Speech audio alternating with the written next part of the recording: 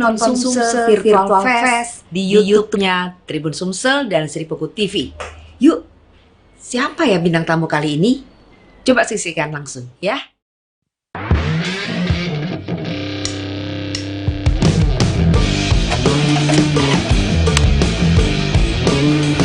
Tes. Oke, standby. 3, 2, 1.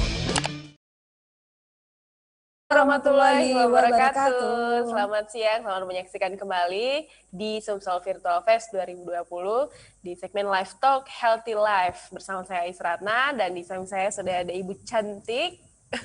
Ada Mbak Lisma Noviani hari ini yang kita akan membahas tema mengenai cegah osteoporosis sejak di dalam kandungan. Love your bone, protect your future. Ya, Oke, Mbak Lisma. kita udah kedatangan tamu, dua narasumber dari Rumah Sakit Umum Daerah Siti Fatimah, Provinsi Sumsel. Kita sapa dulu yang pertama ada Dr. Syamsuddin Ishak SM, SPOG.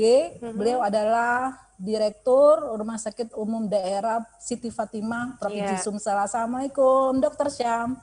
Waalaikumsalam, Mbak. Ya, kemudian juga ada Dr. Rizal Daulay, SPUT Mars, selaku dokter ortopedi RSUD Siti Fatimah, Provinsi Sumatera Selatan. Selamat siang, Dok. Alhamdulillah. Nah, jadi Mbak Lisma, sebelum kita bahas lebih jauh tentang osteoporosis, mencegah osteoporosis sejak dalam kandungan ini, kita mau mengingatkan untuk para netizen Tribun Sumsel dan Sriwijaya Pos untuk tetap menyaksikan kalau ada yang mau bertanya, karena ini cukup menarik.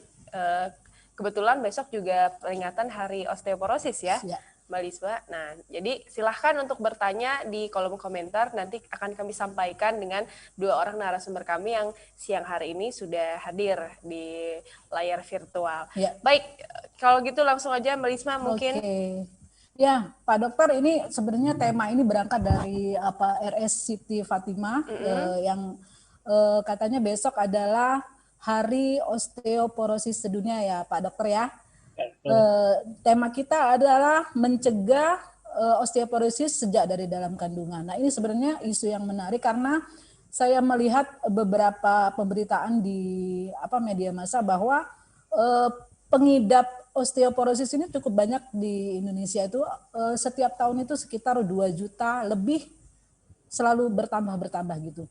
Nah, kepada Dr. Syam dulu, Dok. Untuk tema kita besok adalah kampanye soal Hari Osteoporosis Sedunia ini, apakah RSUD Siti Fatimah punya kampanye tersendiri untuk mengajak masyarakat untuk mencegah osteoporosis, kemudian apa yang dilakukan oleh RS Siti Fatimah dalam memberikan edukasi kepada masyarakat mulai dari dalam kandungan, ketika ibu hamil sampai usia tua gitu. Silakan Dokter Syam. Ya, terima kasih Mbak. Di RSUD kita ini salah satu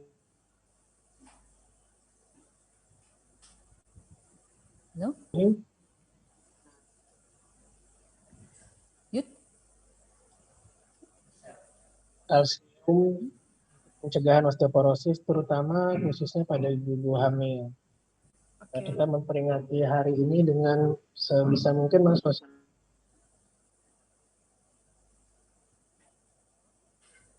kami dan teman-teman kerjasama dengan rumah sakit lain dan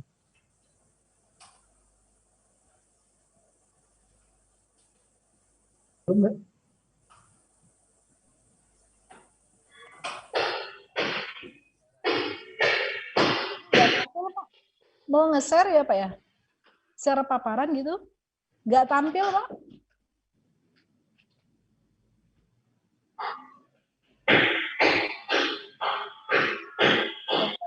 Dokter Syam? Oh ya, ada sedikit yang mau saya bagikan sedikit. Ya.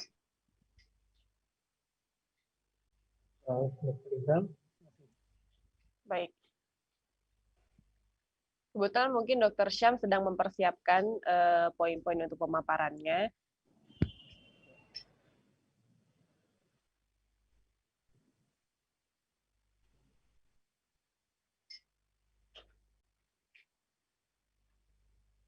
Sambil menunggu, Heeh, apakah atau kita beralih dulu aja ya ke Dokter Rizal. Mohon Rizal? izin, Oh enggak, langsung. langsung. Udah Ya, ada. silakan Pak Syam, Dokter Syam. Ya. Oh, ya ini. Oke. Oke. Silakan Dokter Syam.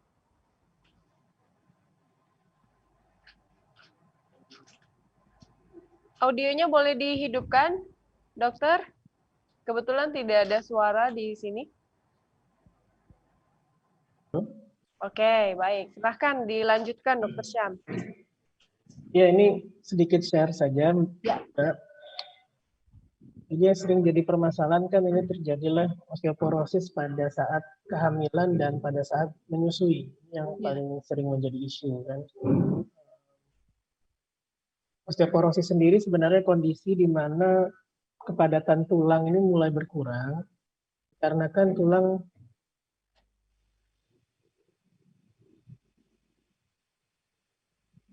penggunaan kalsium oleh wanita juga meningkat, terutama khususnya pada wanita hamil.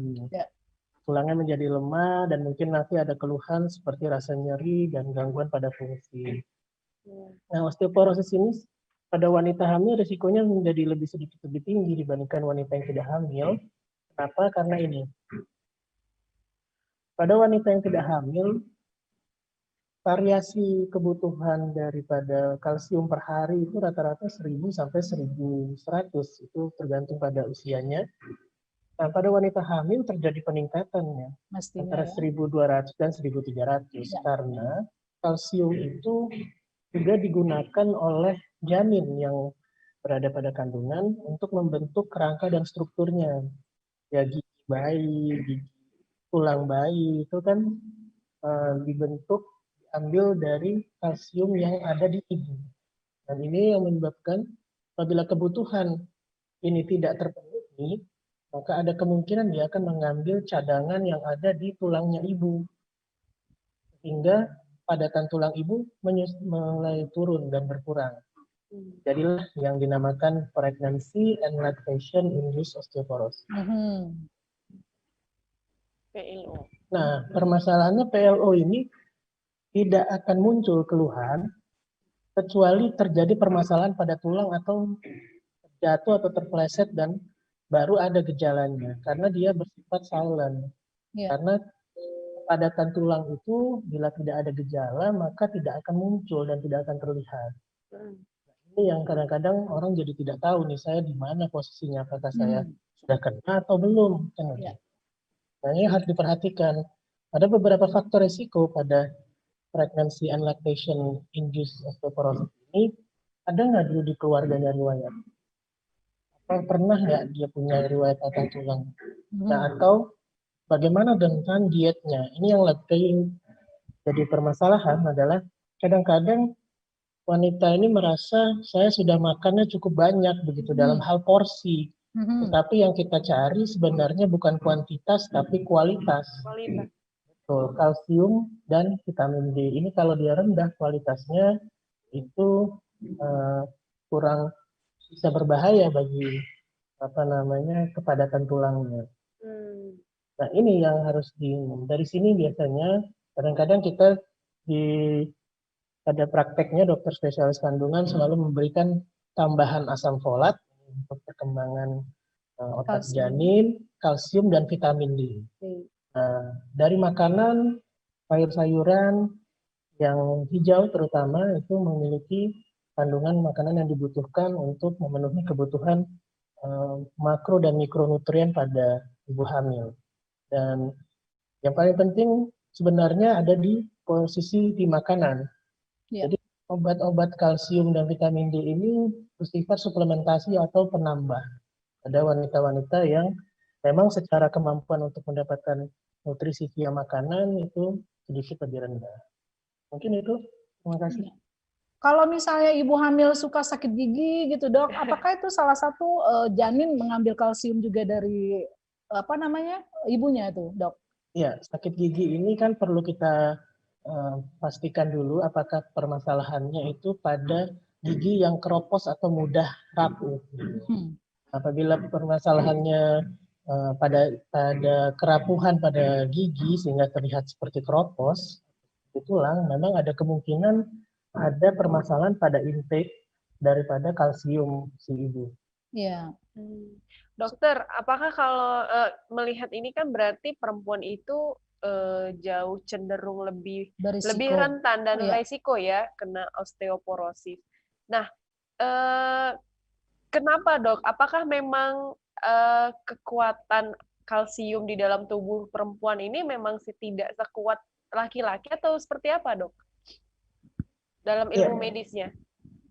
Sebenarnya kalau dari risiko tidak terlalu berbeda signifikan antara wanita dan laki-laki terhadap osteoporosis, tetapi memang wanita dari penelitian menyatakan lebih banyak loss-nya sebenarnya daripada intake-nya. Terus kalau misalnya intake kalsiumnya disesuaikan dengan loss kalsium pada wanita, saya pikir risikonya juga bisa jauh berkurang. Oke. Tadi apa? dari Pak Dr. Rizal, Dr. Syam ya. Dr. Syam. Oke, kita ke Pak Dr. Rizal dulu, Pak. Dr. Rizal? Ya. Ya dok, mungkin kalau kita kan cukup ngerti lah bahwa osteoporosis adalah sebuah gejala tulang yang keropos gitu ya Pak Dok ya. Nah mungkin dokter lebih bisa menjelaskan apa sih bahaya dari tulang yang keropos dan apakah anak-anak terus remaja atau siapa yang paling berisiko dalam gejala-gejala osteoporosis ini dok? Silakan dok. Baik, terima kasih. Saya ucapkan terima kasih terlebih dahulu kepada Rumah Sakit Siti Fatimah dan Tribun Seripo dalam penyelenggaraan Zoom ini. Jadi sebelum kita masuk lebih dalam, saya coba berdefinisi dulu apa sih arti osteoporosis. Ya memang kebanyakan orang awam atau masyarakat kita masalah definisi ini masih banyak yang kurang paham atau rancu. Kita banyak mencampurkan antara osteoporosis dengan pengapuran. Banyak sekali seperti itu kita dapatkan. Jadi ada baiknya sebelum kita melanjutkan bahwa apa sih osteoporosis itu adalah suatu penyakit degeneratif yang artinya penyakit yang akibat proses penurunan fungsi. Dan memang dengan angka harapan hidup orang semakin tinggi, jadi kan semakin ke sini kita banyak mendapatkan orang-orang tua yang masih aktif. Kalau dulu kan umur 50, 55 udah pensiun, udah nggak kemana-mana. Sekarang kan umur 65, 70 masih jalan-jalan ke mall kan. Jadi memang dengan angka harapan hidup orang yang semakin tinggi, baru muncul keluhan-keluhan yang didapatkan ke pasiennya. Ya. Nah, jadi osteoporosis itu terdapat dua kata, jadi kata osteo dan porosis. Jadi osteo itu tulang, nah porosnya itu adalah keropos atau berongga. Jadi awalnya itu tulang itu ada dua komponen yang kalau bisa kita katakan ada komponen bagian luar, itu bagian tulang luar dan bagian medula yang sumsumnya. Nah, jadi pada osteoporosis terjadi penipisan dari bagian luarnya. Jadi thinning of the cortex sama medulanya sumsum tulangnya jadi berongga-rongga. Jadi kepadatannya yang berkurang. Ya. Jadi kalau kita lihat dari gambar ini tulang sehat. Jadi ada bagian luarnya, ada rongga-rongganya. Di mana rongga-rongganya itu kecil. Nah, dengan bertambahnya usia, proses pembentukan tulangnya berkurang, proses pengambilan tulangnya meningkat, terjadilah yang namanya osteoporosis. Ya. Jadi adalah suatu kondisi di mana tulang itu menjadi tipis, rapuh, dan akibatnya pasien itu datang ke kita sudah dalam posisi yang mudah patah. Jadi rata-rata pasien datang ke kita setelah ada keluhan nyeri, sedangkan proses keropos tulang itu sendiri sudah berlangsung sebelumnya. Jadi dia ada muncul nyeri dulu, baru dia datang ke rumah sakit untuk minta pertolongan. Ya. Jadi seperti tadi Dr. Sam sampaikan bahwa laki-laki dan perempuan memang punya kesempatan memiliki osteoporosis sama, cuma memang perempuan lebih banyak yang menderita akibat keropos tulang. Ya. Ya, jadi seperti kita tahu bahwa wanita ini begitu dia usia menopause, estrogennya atau hormon yang mengatur untuk produksi tulangnya itu menurun drastis setelah menopause. Yang berakibat tulangnya jadi kurang padat. Ya. Jadi namanya keropos tulang itu bisa terjadi di semua tulang. Yang paling khas sebenarnya paling sering terjadi didapatkan pada pasien adalah pada tulang belakang, pergelangan tangan, dan tulang panggul. Jadi faktor-faktor risikonya itu dari jenis kelamin. Tadi sudah sampaikan bahwa wanita lebih tinggi kemungkinannya. Ya. Dari segi usia, dengan bertambahnya usia tadi terjadi proses degeneratif, akibatnya tulangnya jadi tipis, rongganya makin besar. Ya. Terus yang ketiga suku atau ras. Tadi sampaikan Dr. Sam ada riwayat keturunan, terus jenis tubuh dan faktor gaya hidup. Ini juga mempengaruhi. Dan beberapa faktor lain juga ada beberapa obat yang dia konsumsi dalam jangka panjang itu bisa mengakibatkan terjadi keropos tulang. Dan faktor diet, masalah gizi nutrisinya. Ya. Jadi gejalanya itu sendiri awalnya dia seperti silent, nggak kelihatan. Jadi datang ke kita biasanya sudah ada nyeri. Sedangkan kalau timbul nyeri itu sudah terlambat. Artinya prosesnya sudah bukan lagi yang tengah, yang kuning, gambar kuning ini, tapi sudah yang merah. Jadi sudah patah dan akibatnya perubahan bentuk tubuhnya. Maka kita perhatikan semua orang yang tambah tua tidak ada yang tambah tinggi, pasti orang yang tambah bungkuk, tambah pendek. Ya. Itu karena tulang belakang tadinya yang tingginya seperti sekian, tapi jadi tipis akibat patah. Ya. Nah, berbicara dengan topik yang awal bahwa bagaimana sih pencegahan sejak dini, nah, tentu tadi sudah disampaikan teman sejawat kita, Dr. Sam, bahwa penting masalah nutrisinya dari mulai ibu hamil, diperhatikan asupan kalsiumnya supaya pertumbuhan tulang janinnya tumbuh dengan baik. Nah, sekarang untuk pencegahannya, tentunya kalau kita sudah ini kan tahu bagaimana cara mencegah. Nah, ini ada kuat, ya istilahnya untuk membantu supaya gampang mengingat saja. Yang pertama kalsium dan vitamin D. Konsumsi kalsium dan vitamin D yang adekuat. Di sini kebutuhan kalsium per hari adalah 1000 mg, vitamin D 800 sampai 1000 international unit per hari. Nah, ini bisa didapatkan dari minum susu yang tinggi kalsium, vitamin D sekitar 250 cc. Nah, ini sedikit saja ilmu sharing bahwa vitamin D itu didapatkan dari makanan dan pancaran dari sinar ultraviolet, ya. Dan itu bersinergi dengan dari usus, ginjal, nanti akan mengeluarkan vitamin D untuk proses tulang kita sendiri. Ya, ini gambarnya tadi saya sampaikan bahwa dari ada kelenjar paratiroid, kelenjar gondok, dari hati, dari ginjal, dari usus, dan dia sama-sama semua organ itu bagaimana caranya mengeluarkan kalsium untuk membuat tulangnya padat. Yang U adalah usahakan menghindari rokok dan alkohol, ya. Kenapa? Karena ternyata tembakau dapat meracuni tulang dan menurunkan kadar estrogen. Termasuk nih perokok pasif ya, bukan hanya yang laki-laki, ya, perempuan yang istri-istri para perokok ya karena dia sebagai perokok pasif mengakibatkan kadar estrogennya menurun. Penggunaan alkohol dapat juga mengurangi atau mengganggu proses metabolisme vitamin D dan mengganggu penyerapan kalsium. Yang A-nya aktif berolahraga. Jadi kenapa kita berolahraga bisa mengurangi atau mencegah terjadinya keropos tulang? Ya, jadi tadi dengan paparan sinar matahari, terus dengan olahraga juga kita meningkatkan sirkulasi darah dalam tulang. Akibatnya terjadi peningkatan hormon testosteron dan estrogen yang penting dalam memelihara tulang. Akibatnya kolagen dan kandungan garam mineral dalam matriks tulang membuat tulang semakin kuat. Ya.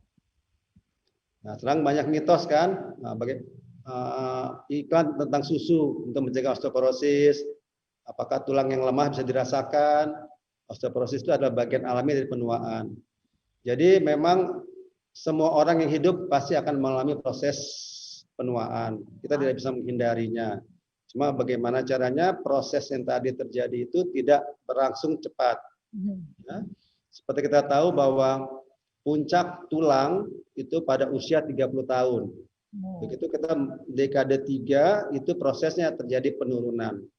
Tinggal grafik penurunan itu cepat atau sedikit melandai tergantung tadi bagaimana gaya hidup, bagaimana olahraganya, nutrisinya segala macam. Ya. Oke. Oke, tadi sudah. Jadi yang penting bagaimana menjaga tulang kita karena itulah aset kita. Ya, terima kasih. Dokter Rizal, tadi Yap. Gejalanya salah satunya nyeri nih dok, dan kebanyakan orang yang datang untuk periksa itu udah terlambat ya kayak gitu. Nah, kan kebanyakan nih dok, kita kurang bisa membedakan mana yang nyeri tulang karena pegel linu biasa, atau juga kalau asam urat juga suka sakit, terutama di kaki gitu. Itu cara membedakan kalau kita sudah kena gejala osteoporosis itu seperti apa sih dok? Satu lagi, flu tulang itu apakah osteoporosis juga, dok? Ada kan istilah orang flu tulang. Nah, apakah itu gejala juga dari osteoporosis atau dok. istilah orang aja, Pak? Silakan, Pak. Jadi kita sebagai dokter bila berhadapan dengan pasien dan mengeluh nyeri, otomatis kita mesti tanyakan dulu bagaimana sifat nyerinya, bagaimana pola hidupnya. Jadi secara garis besar, sifat-sifat nyeri pada tulang itu kalau kita kelompokkan ada 3 sebenarnya penyebabnya. Karena memang satu proses degeneratif, ya. Salah satunya adalah pengapuran, ya. Yang kedua karena proses metabolisme itu bisa karena salah satunya asam urat, atau yang ketiga karena memang suatu autoimun atau rheumatic fever kita bilang apa orang awam bilang rematik. Mungkin orang awam semua menggambarkan bahwa nyeri tulang itu adalah rematik. Tapi sebenarnya nyeri-nyeri itu masih ada beda-bedanya. Nah, buat kita dari hal-hal tersebut yang dapat itu kita bantu dengan pemeriksaan laboratorium. Nah, kalau semua asam uratnya tinggi berarti karena asam urat. Tapi karena osteoporosis biasanya kita butuhkan ada pemeriksaan kalsium darah dengan kadar vitamin D-nya. Bisa diperiksa di laboratorium. Nah, buat wanita-wanita yang menjelang menopause ada baiknya memang untuk mengetahui posisi tulangnya itu masih di batas ambangnya normal atau sudah menurun, itu kita anjurkan untuk diperiksa dengan namanya DEXA, Dual Energy Absorptiometry. Jadi kita bisa ukur kepadatan tulangnya. Jadi bila mana kadarnya T-score-nya kurang dari 2,5, itu berarti osteoporosis. Oh. Jadi memang harus konsultasi. Ya, harus konsultasi dulu ya. Ya, betul. Iya. Secara awam bahwa semua wanita yang mengalami menopause pasti mengalami osteoporosis. Oh, gitu. Karena memang kadar hormonnya sudah sangat menurun, terutama estrogennya. Iya, baik, dokter. Tanpa diperiksa dengan tadi DEXA tadi itu Dual Energy Absorptiometry, pasti T-score-nya di bawah -2,5 atau ya -2,0. Iya. Baik. Oke, dok. Baik, dok. Ini ada pertanyaan dari netizen nih, dok. Ini mungkin bisa dijawab oleh Dokter Syam, nanti juga diperkuat oleh Dokter Rizal ya. Ini dari HBTR ya. HBTR 0909. Ya. Mengingat saya melahirkan usia 41 tahun dan pinggang saya sudah sekarang anak udah usia 3 tahun. Namun nyeri sering dirasakan terutama bangun di pagi hari. Nah, ini kenapa nih, Dok? Apakah ada gejala osteoporosis? Karena dia melahirkan terakhir itu 41 tahun. 41 tahun. Kemudian sekarang ini nyeri-nyeri pinggang gitu, Dok. Keluhannya gitu. Ya. Dokter Syam mungkin boleh lebih dulu, Dok. Ya, terima kasih. Memang seperti yang Dokter Rizal tadi katakan, kita harus periksa dulu sebenarnya. Ini sering dilakukan. Tapi kita harus menanyakan atau menganamnesa kalau bahasa medisnya. Kita mulai dari keluhannya ada di mana sebenarnya. Pinggang, kita tanya juga aktivitas apa saja yang beliau atau pasien ini lakukan. Dan kita menilai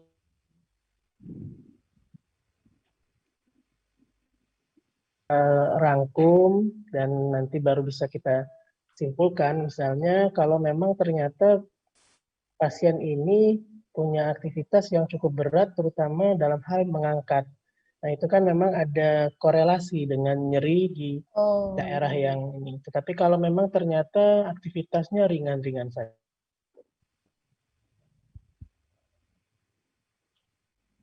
Aktivitas mengangkat atau merubah posisi dengan tiba-tiba.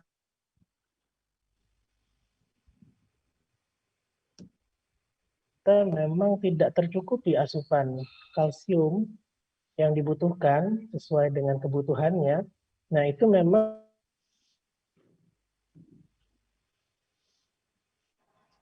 item yang tadi. Saya sebenarnya lebih senang kalau memang diperiksa kepadatan tulangnya itu ya, Dokter Rizal, itu lebih akurat untuk melihat ke arah mana. Karena kadang-kadang kalau dia menggunakan keluhan subjektifnya, ini bisa banyak penyebab. Asumsinya banyak ya Pak ya? Iya, betul. Iya. Oke Dok, nyambung tadi ada pertanyaan lain. Ini dari Ahmad Sukani 41 Gmail. Nah, cara mengatasinya pakai obat apa Dok? Misalnya udah ada gejala-gejala, apakah sudah perlu pakai obat atau justru harus lebih banyak multivitamin atau apa susu tadi atau seperti apa Dok? Ini pada wanita pasca melahirkan atau? Enggak, ini lain lagi nih Pak Ahmad Sukani Pak. Kayaknya dia mungkin merasa ada gejala-gejala osteoporosis, dia langsung nanya obat nih. Apakah betul harus dengan obat atau dengan terapi-terapi lain? Silakan. Mungkin ini Dokter Rizal nih. Oh ya, boleh silakan Dokter Rizal. Ya, jadi tadi usianya berapa pasiennya bapaknya? Kalau yang pertama tadi ibu yang setelah melahirkan itu 41 tahun Dok. Nah, kalau yang Pak Ahmad Sukani nggak disebutin usianya. Cuma dia nanya obat ya. Ya. Jadi bila mana memang secara klinis dan secara laboratorium dan pemeriksaan penunjang lain sudah mengarah ke osteoporosis, dengan kemajuan kedokteran sekarang memang ada obat-obat yang bisa mengurangi penurunan penipisan tulang dan keropos tulangnya. Jadi kan tadi saya sampaikan bahwa namanya tulang keropos itu akibat yang membuatnya berkurang, yang ngambilnya meningkat. Ya, jadi obat ini berfungsi untuk mengurangi yang membuang, yang memproduksinya jadi tetap. Jadi proses keroposnya bisa diminimalisir. Kita tidak bisa menghilangkan namanya keropos tulang, tapi kita bisa mengurangi progresivitas keropos tulangnya. Karena memang kalau sudah terjadi, itu tetap ongoing proses, tetap terjadi. Ya. Tapi kita bisa mengurangi percepatan atau progresivitas ke keropos tulang tadi.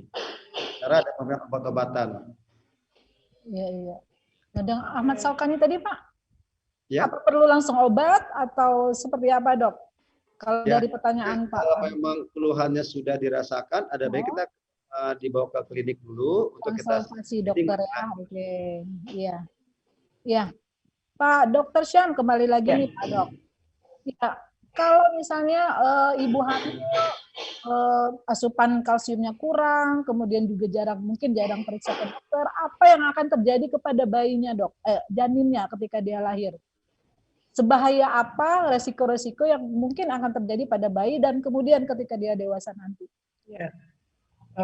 Risiko kepada janin ini tidak hanya terlepas pada permasalahan tulang saja, tetapi pertumbuhan yang lainnya juga bisa terhambat. Makanya memang di ibu hamil ini sebenarnya ada konsep bahwa ibu ini sangat sayang pada janin. Ini konsep yang lama, tradisional, tetapi tetap dipertahankan.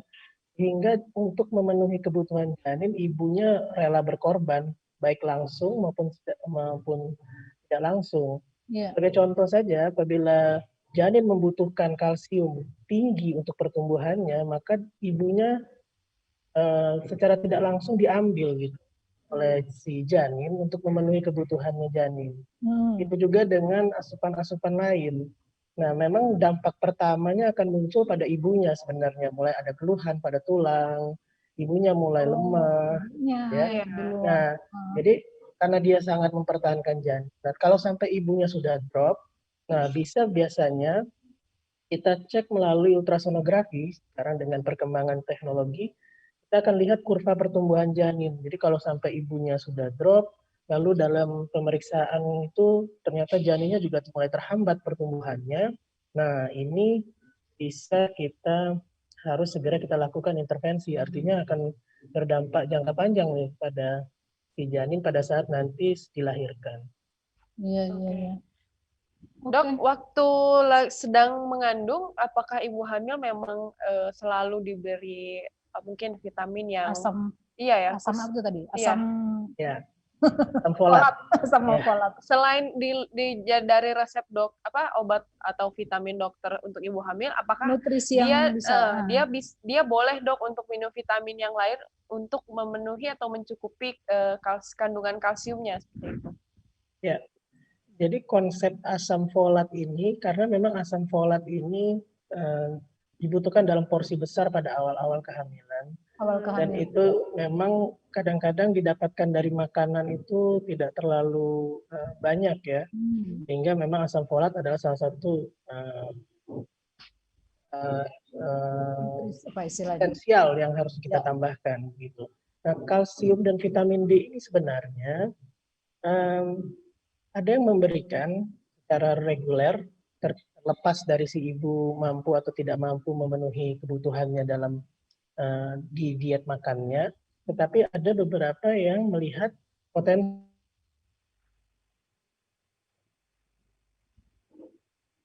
makanan dan dalam porsi dietnya, maka sebenarnya tidak suatu hal yang harus dan wajib seperti itu. Maka saya kembali ke konsep bahwa vitamin D dan kalsium tadi sifatnya suplementasi, artinya dia menambah, mensupport yang tadi Dr. Rizal bilang, ada intake yang harus memenuhi yang keluar begitu. Ya. Itu yang harus bisa dihitung. Biasanya kita bisa lihat dari wawancara dengan pasien atau anamnesa dengan pasiennya terkait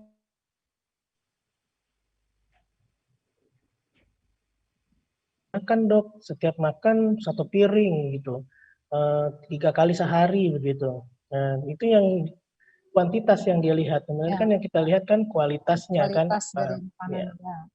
Oke dok. Ya, ke Dokter Rizal lagi dok. Ini ada pertanyaan lagi dok.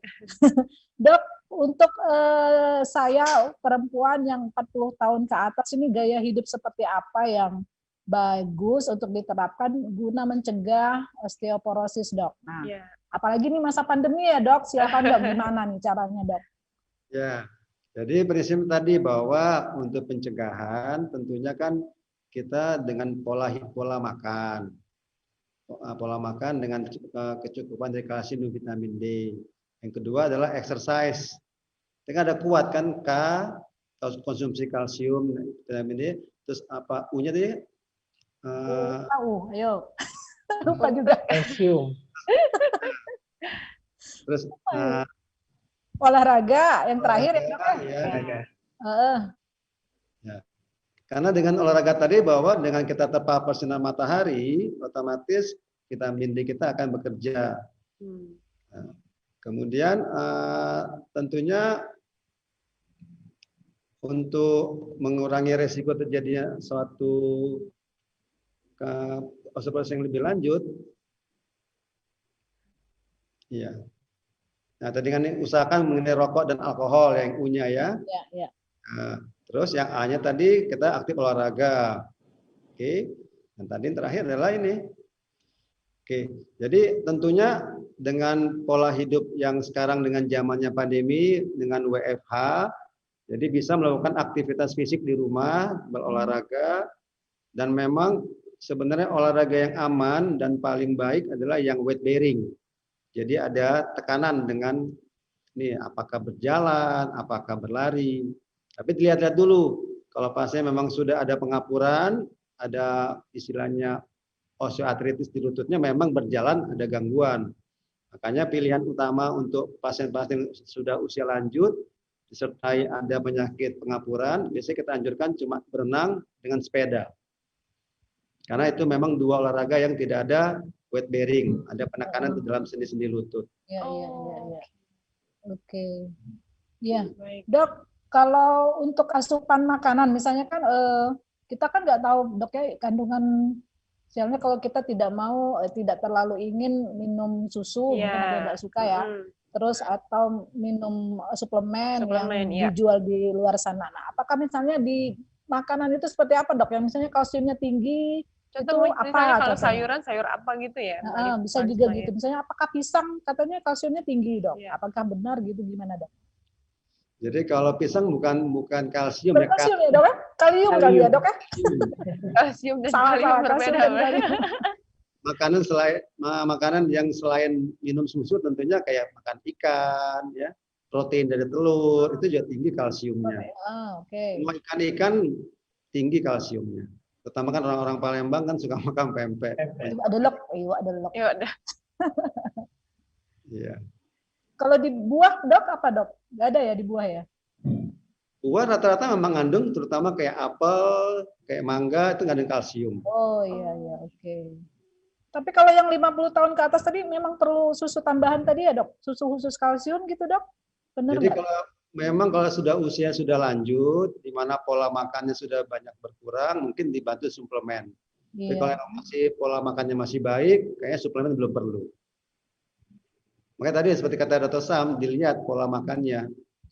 Kita bisa lihat apakah dengan pola makan yang sehari-harinya sudah cukup atau belum. Kalau memang belum, boleh kita tambah suplemen. Nah, oke dok. Dok, ini ada pertanyaan lagi dok dari netizen Facebook Nora Okta Aryani. Dok, saya hamil ketiga, tidak minum susu hamil. Apakah dampaknya anak saya lambat berjalan? Sekarang usianya 1 tahun 3 bulan baru bisa jalan 5-8 langkah terus jatuh dan belum bisa berdiri sendiri. Kalau pakai kursi dia bisa berdiri. Perlu nggak dibawa ke dokter untuk terapi? Ini mungkin ke Dokter Syam ya. Silahkan dok. Terima kasih. Halo? Ya, dok. Silakan dok. Ya. Terima kasih. Jadi ini kembali lagi tadi kan minum susu atau tidak minum susu ini kan sebenarnya jadi seperti kayak kewajiban ya, minum susu atau tidak minum susu. Kalau saya tidak minum susu ini nanti kurang gizinya. Jadi begini, apa namanya, kebutuhan itu bisa dipenuhi dari berbagai sumber sebenarnya, tidak harus susu. Memang kalau mau dikaitkan dengan apakah anak saya lambat berjalan atau tidak lambat berjalan, mungkin bisa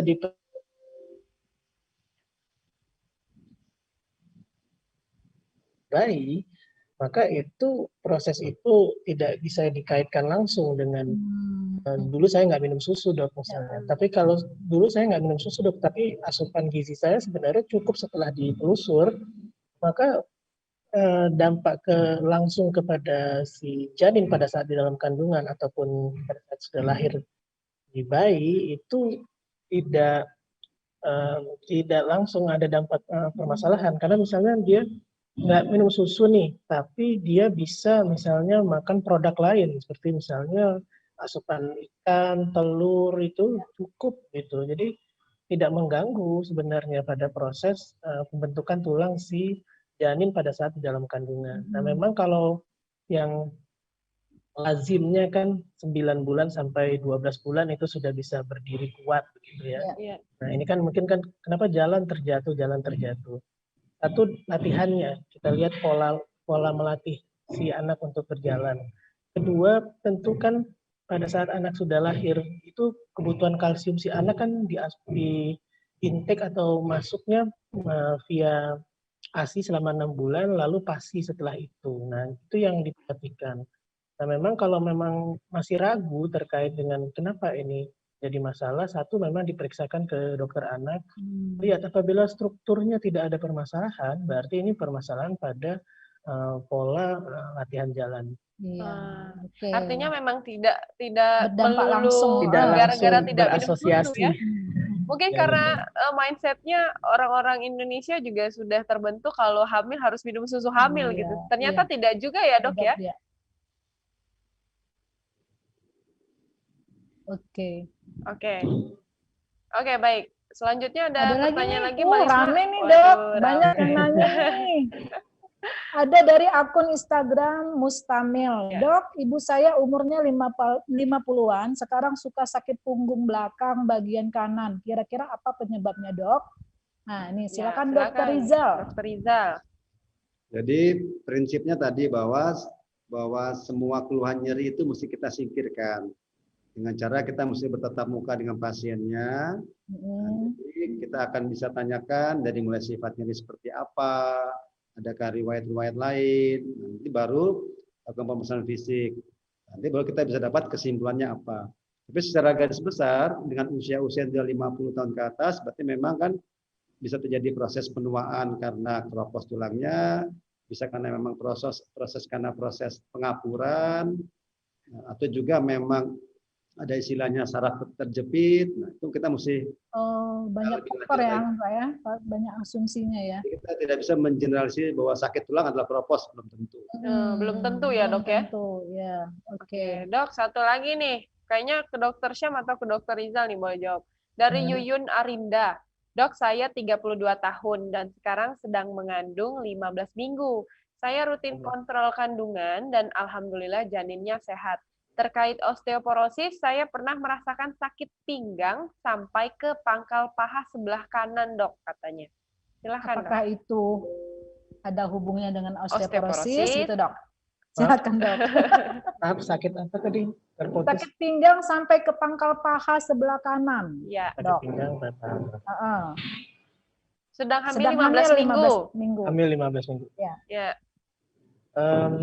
Ya pertama kita harus lihat dulu karena 32 tahun ini kan berarti usia aktif bekerja ya, masih dalam usia aktif bekerja. Apa pekerjaan dari si Mbak Yuyun apa?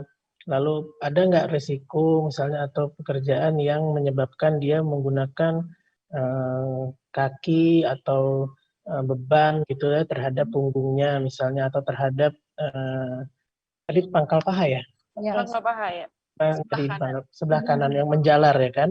Nah, apakah ada, karena bisa jadi misalnya aktivitas yang berat dan bertumpu pada tulang belakang itu bisa menyebabkan nyeri yang seperti itu. Lalu kalau untuk kehamilannya pada 15 minggu memang belum terlalu signifikan ya karena 15 minggu itu memang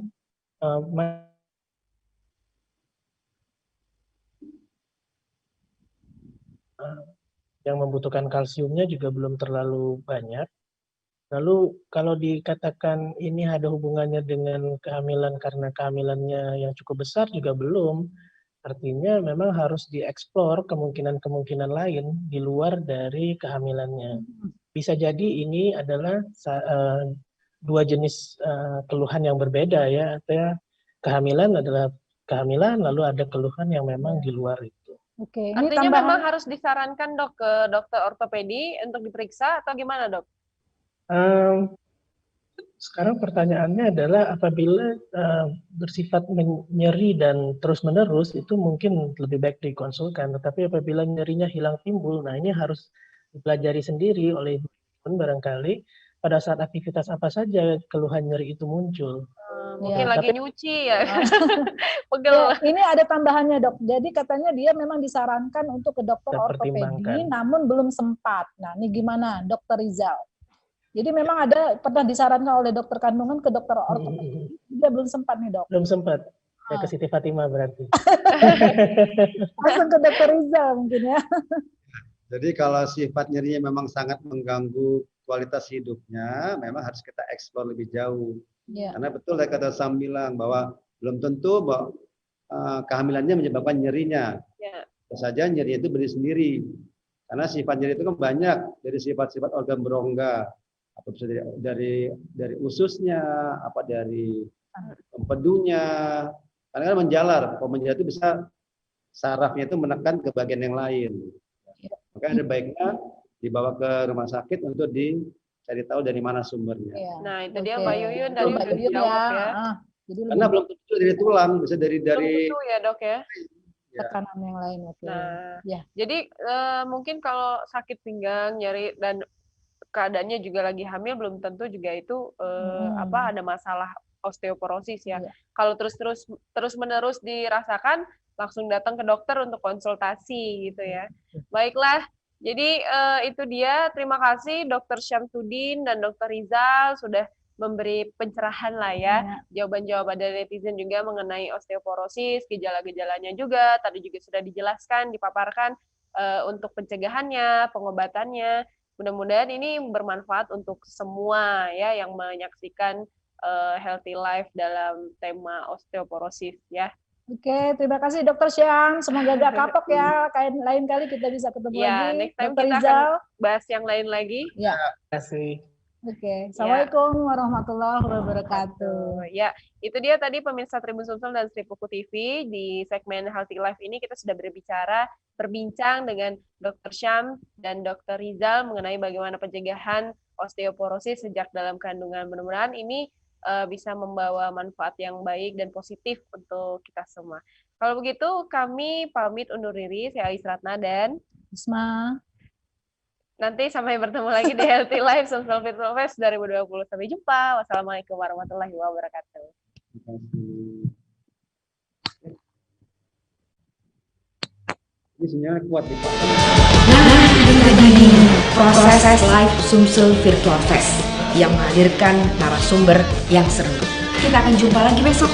Ikuti terus acara ini, Sumsel Virtual Fest 2020 di YouTube-nya Sri Puku TV dan Tribun Sumsel.